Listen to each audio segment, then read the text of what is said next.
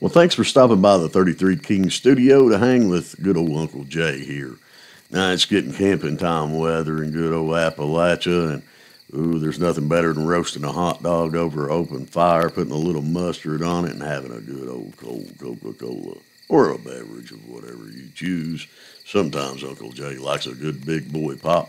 But let me tell you something, there is some things that you got to watch for in the Appalachian woods, and yeah, not only Bigfoot, not only bearillas, you gotta watch for witches.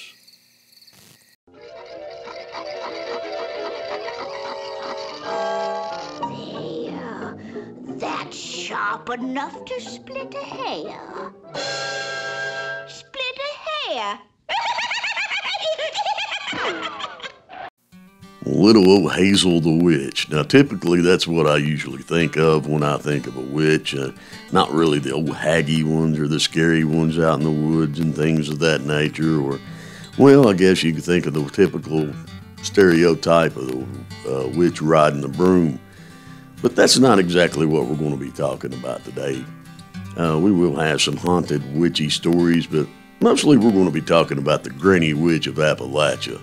And it's them good old sweet ladies that anytime you got a bee sting or had a little scratch, they always had a remedy for you and things like that.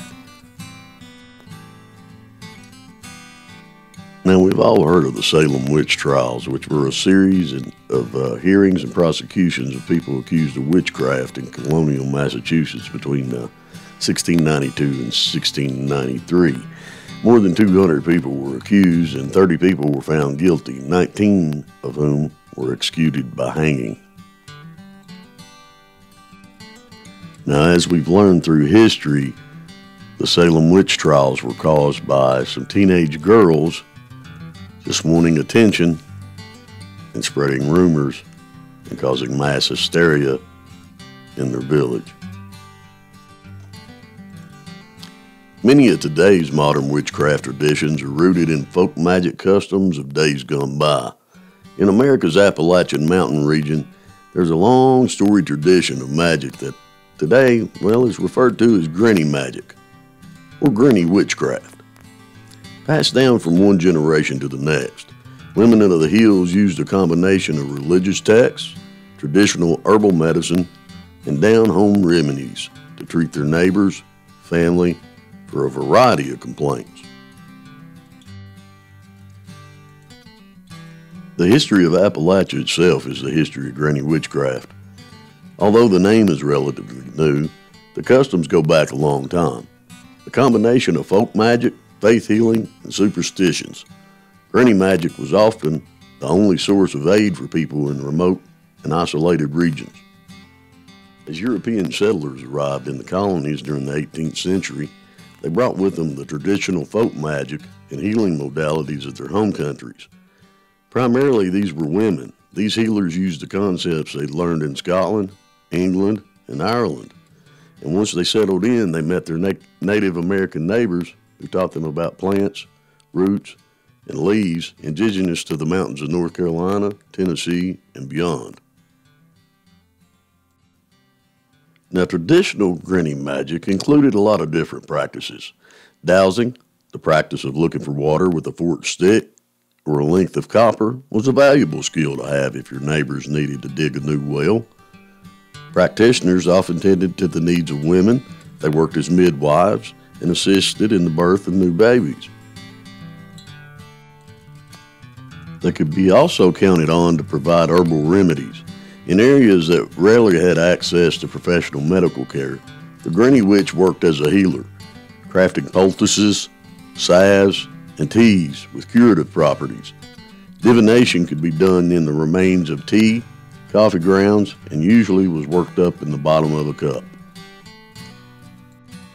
Now, all those people in Appalachia have had strong religious convictions ever since the early settlers came to this country. Now, today, what we're calling granny magic is what we now call witchcraft. But back then, you would have never been able to convince them that that was witchcraft, because most of them went to church on Sunday and They felt they were doing just healing and helping and what they were taught and passed down from generation to generation. And, well, we still do some of it today. Well, I hope you enjoyed episode 1 of the Appalachian Witches. We'll have episode 2 in which we're going to cover the Bell Witch. Now, chances are, if you're over the age of 30 and you grew up in Appalachia, well, it's a good possibility you had a granny witch. And probably a grandpa witch, too. Because, well, I can always remember growing up, and if you get hurt, they always had a remedy. You always hear, put some salve on that boy's chest, make him stop coughing. Back then, you had an option called Raleigh salve. My grandfather used it religiously. Now you have Watkins salve. My father uses it religiously. And it's traditional. It passes on down and on down. Anyway, I hope you enjoyed hanging with Uncle Jay. If you did, hit that like, that subscribe button. Don't forget to hit that notification bell so you don't miss anything. And we'll see you.